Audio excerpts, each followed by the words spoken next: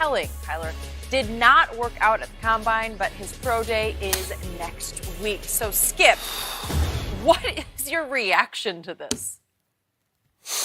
Mr. Sharpe. Yep. I have now heard everything when it comes to cheap shot reaches in attempt to discredit quarterbacks before they are drafted by the National Football League. So this anonymous scout is suggesting that Kyler Murray somehow faked his height or somehow convinced an NFL official to actually lie about what the measuring bar actually said. That's my only deduction here. That's all I can take away from this. Because he didn't take his own height. He did not. So draftees are allowed to wear socks when they are measured for their height. Yes. So is he suggesting that somehow Kyler wore elevator socks or socks that were extremely padded? Is that where we're going with this? Maybe. Or false bottom socks, right? that had, right? Yeah, let me give people context. Okay. When you go in there, they say you measure. You put your heels together and you turn your toes up because, sometimes people can get up on the ball. You don't even notice it. I got it. So you put your heels together, toes up in the air, and that's how they get your measurement. Okay. So Anonymous Scout then says, we'll know for sure at Oklahoma's Pro Day, which is next Wednesday, correct, to see if he refuses to be measured again. If I am Kyler Murray, I say, no way I'm going to stoop to giving in to this accusation. I agree. This out-of-bounds, cheap shot from nowhere accusation. Because he measured what he measured. And, okay, so it's 5'10" and an eighth. What? Did he boost himself an eighth? I don't know, and I do not care. Exactly. So I'm going where you went yesterday, and I'm trying to process this. Why is it suddenly so open season on Kyler Murray? Is it possibly because, as you suggested yesterday, he's yet another black quarterback who seems destined to go number 1 overall? Well, it's not like we haven't seen this before because Michael Vick went number 1, and then Jamarcus Russell went number 1 overall, and Cam Newton and Jameis Winston, right? Yep. And Deshaun Watson has played like a number 1, and I can go on and on with all the black quarterbacks who are successful Jamarcus Russell? now. Well, I said okay. Yeah. But obviously we got Dak and Lamar Jackson and. There's so many, but it's not like this hasn't happened before. So it's hard for me to process that this is somehow race-based. Yet Charlie Casserly, I went back last night after we talked about it yesterday, and I listened to that clip again. He sounds angry as he reports about it. It does start to border on feeling personal that he said, and again, he doesn't say how many teams, but that the takeaway from teams, or maybe 1 or maybe 5 or 10, was that Kyler Murray, in 15-minute interviews, proved that he was a bad leader with bad study habits and that he was even worse diagramming plays up on the board or on the computer. Really? Okay, that's like 1, 2, 3 low blows all at once from a 15-minute interview. And I'm saying, where's this coming from? What did he do to deserve this? I told you from the start. I said this. I use this phrase all year. He carries himself with this supreme athletic arrogance. There's an arrogance, like in the most positive way. That's how he commands on the football field. He just looks like he belongs, and he looks like he knows what he's going to do, and he goes and does it. He doesn't tell you, he just shows you. And yet, can that arrogance come across as being a little aloof, a little sort of above you? I don't know. All I know for sure is that all of these people taking shots are going to look like fools when he starts to play in the National Football League. And all I know for sure is that Kyler Murray uses just this kind of fuel to stoke his quiet fire. And it's quiet fire because he's not outspoken. He's not that verbal, right? He's pretty much to himself. So I am dumbfounded by the height shot that he just took. I agree, Skip. For me, I think a lot of this is what happens this time of year. Teams or someone tries to put it out there. Maybe they're trying to knock Kyler down. And Skip, and if enough people repeat this, they're like, oh, there might be some truth to it. And I said this yesterday, Skip. I believe Charlie Casserly could have done his job if he said, I spoke to a couple of teams, and the impression that I got is that the interview process in which they used to evaluate these quarterbacks, it didn't go over very well with him. He didn't have to say all this this whiteboard or this or the leadership.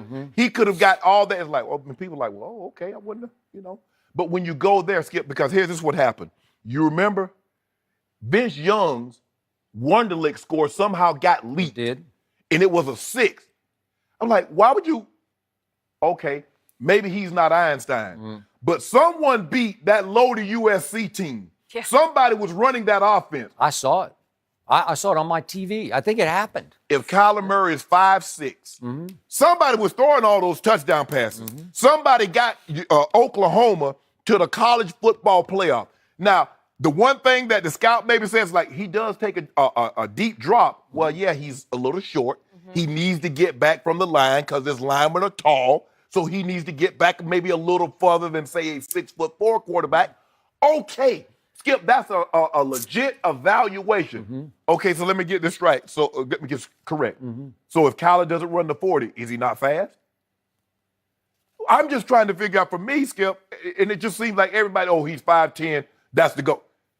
5'10", 5'9", 5'8 3/4. Somebody did what that young man did on the field.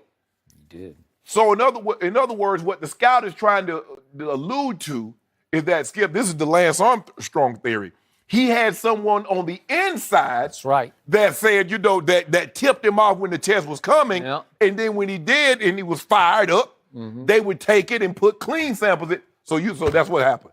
Some guy's going to be willing to risk his job to give Kyler Murray an eighth of an inch or an inch. Really? That's the suggestion. That is Man, I'm not, look here. low. I like Kyler Murray. So I'm not going to inflate his stats up or down. I'm not going to say he's 5'10" when he's 5'9", and I'm not going to say he's 5'7" when he's 5'9 and a half. I guess if you did the leap with the accusation, you'd say that they paid off that official to lie. Right. So here's the thing, Skip. Why you only going to give me an inch? If you're going to inflate my stats, put me as 5'11 1/4, a 6 foot tall. I don't know. I guess nobody would have bought that. Yeah, come on, man. Look, I get it, Skip. This time of year, you evaluate a guy, and sometimes I think what people do is that they're like, I got to try to find a way not to give him the grade that I have on him or try to bump him down. Okay, so let me see what I can get. So if the only thing you got is to knock the kid down at his height, he gonna be all right. But I just don't get this. I just believe that you can do your job without perpetuating or falling into stereotype, Skip, because here it is again. They're trying to undermine what this man has accomplished. And look, he might be 5'7", Skip. I don't believe the Cardinals care because I believe Cliff Kingsbury, and I'm going to trust him because during the recruiting process, he went to this young man's mom and dad's house. He did. And he sat on their couch, probably had a meal or two on numerous occasions. That is correct. I remember he watched him win championships in high school. He literally went and sat in the stands and watched it. He spent more than 15 minutes. Yeah. I bet you that. Yeah. And so that's what I'm going to hang my hat on. Don't worry about that. I'm not going to remeasure again. I measured.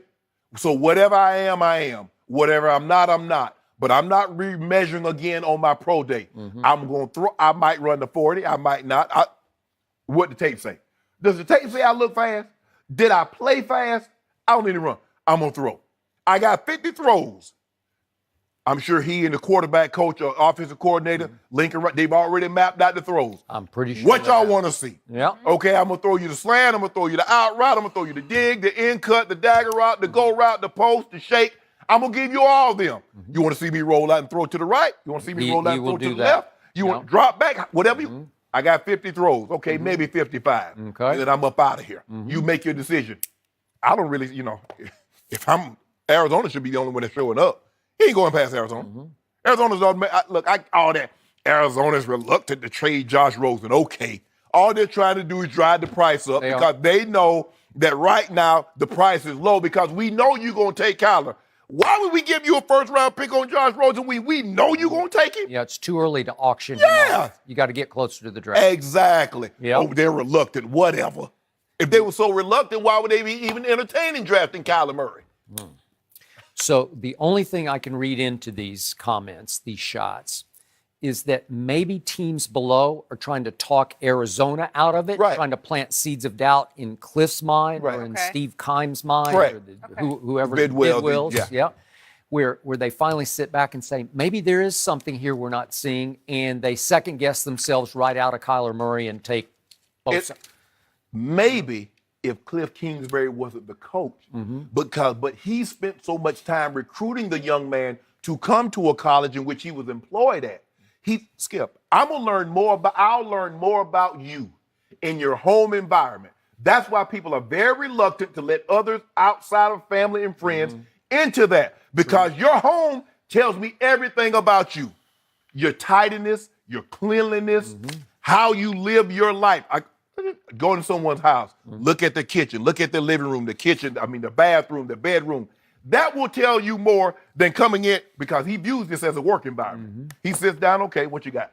Yep. Hey, Kyler, you love football? No, I don't like football. What's he supposed to say? I don't know. Skip, you go for a job, you apply for a job, and they're like, okay, hey, Skip, you want this job? I sure do. This is my dream job. The dude was he was the 9th pick in MLB draft. He forego that to come play in the NFL, and you don't think he likes football. The dude gave him back $4.8 million, but he don't love football. Yeah, and again, we know he loves it. if Kyler knows, because he shares an agent with Cliff, Okay. that Kyler's sure he's going to Arizona, and he goes to interview with 4 or 5 other teams, what's his attitude going to be toward those teams? It's like, is he going to try to convince, or is he going to try to sort of reject, like sit back and be difficult? You don't blame him either. Yeah. Hold on. Are you picking in front of Arizona? Yeah. Is there something better? Is there a higher pick than 1? Because that's where I'm going. And I agree, Skip, but still understand, even though, there have been times that maybe you had already made up your mind on the job, like, okay, I'm going to this job, but you go to the other interview and you still put a positive, you still do things. Because you never know, Skip Bayless, you never know. It's not like there's no guarantee that you're going to spend 20 years there and that's it. Yep. So you always treat, that's my, boy, I'm telling you, Skip. That's a good point, though. You never know if you could cross paths again with that organization, that team, that coach. Even though it's not a situation, Skip, where, maybe it's, but I've been conscious of that, the way I treat people. Sure. Because my grandma used to say, boy, you always treat people right, because you never know who you'll ask to give you your last drink of water. And them toes you step on today, Jenny, might be connected to the foot that lead to the leg and to the butt that you got to kiss tomorrow. So just go in there, Kyler. Just let this be a lesson learned, is that when you go, no matter what, even though you think you're going here, and you well may, but just, yes, I would love to play for your organization. I think it'd be a great opportunity. Just say, just put the fluff on them. He'll figure that out. Yeah. But he's 21. Come on. I also think he's almost too real. Like he just says what's on his mind. There is a cocky confidence to him, but in the best way, because that is how he would describe himself. And I remember he used those words. But when you own who you are, it's different. He knows who he is, and he doesn't care about his height. And can I just say, these anonymous scouts, are we over this? Skip. You're going to say this stuff, and you're not going to put your name on it? Hate me for who I am, but don't love me for who I'm not. I'm over these quotes from who is saying this? We don't even know where it's coming from, and it's starting to upset me. This kid, what did he do wrong?